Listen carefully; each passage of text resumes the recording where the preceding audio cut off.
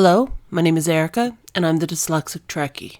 It was hard for me last week to really pick what could and couldn't be in the episode. There was one thing I really wished I could put it into it, but unfortunately, because it was specifically about Lwaxana Troi being a mother, there wasn't really a place for it, and that's her relationship with Odo.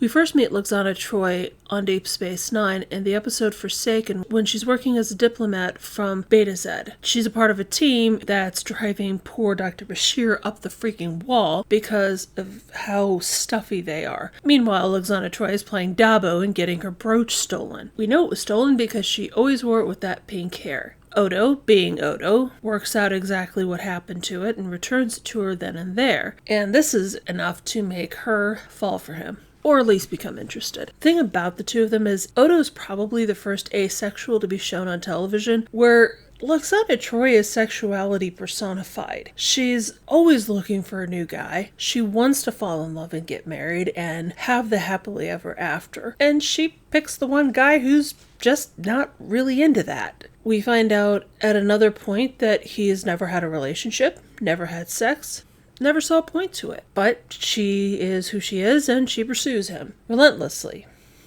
with multiple hair colors until they end up stuck in a turbo lift. And that's where the point I want to talk about really comes in. I understand what Odo goes through, being the outcast. Growing up with a learning disability, I never really felt like I belonged much of anywhere. There were places where I was accepted, but I was always different. Being feared for who he is, something I understood when I came out as a lesbian. It was the early 2000s, and people were still afraid that we would molest their children by being near them.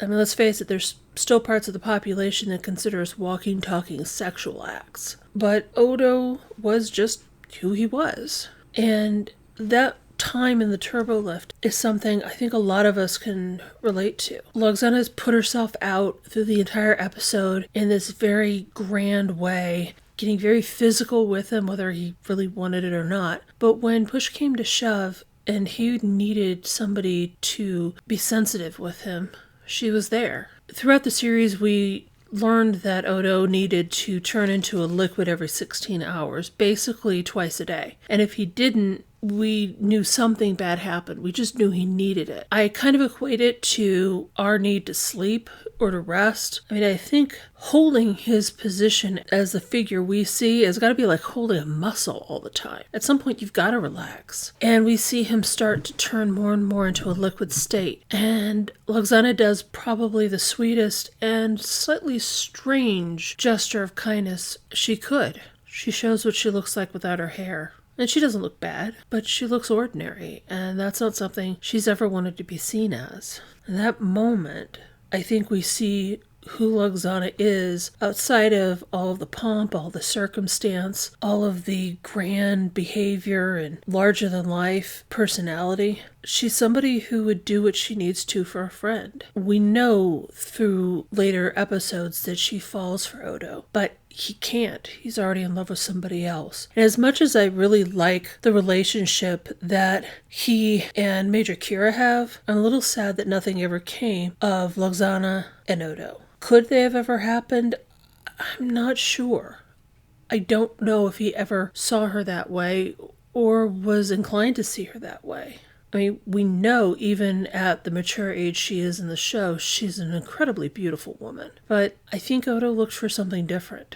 What I do know is he valued her deeply as a friend. And one last note, there's one part of it that always touched me, and it's when he's talking about how he was always the life of the party, and he would perform tricks using his shape-shifting skill to entertain people. And he ends with, "I hate parties." And she says something along the lines of, "One day I'm going to throw you a party, and everybody there is going to be there to entertain you."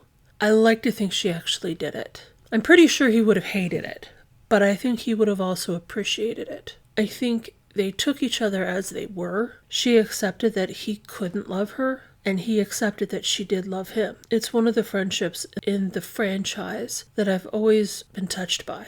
And I think in the end, we could all be a little bit more like Lwaxana. Live our fullest self, never accept just being ordinary. But if somebody needs it, let ourselves be vulnerable. Thank you for watching. If you like this subject, please like, share, and subscribe. If you have any thoughts, feelings, or ideas on this subject, please share in the comments below. Again, my name is Erica, and I'm the Dyslexic Trekkie.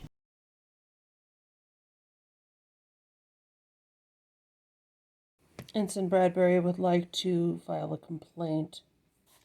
The hoodie is just too much. However, my hoodie is just fine, and he'd like to come in, please.